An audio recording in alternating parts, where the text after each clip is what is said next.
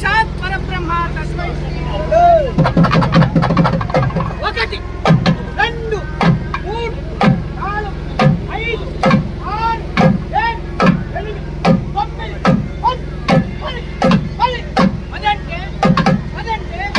పది తలల రావణుడు తొమ్మిది అంటే నవగ్రహం ఎనిమిది అంటే అష్టదిక్పాలకులు ఏడు అంటే అప్సరసులు ఆరంటే ఐదు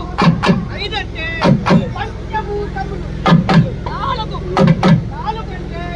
చతుర్వేదములు మూడు అంటే రెండు అంటే సూర్యచంద్రాలు ఒకటి అంటే విద్య లేని వాడికి విద్యనిచ్చువాడు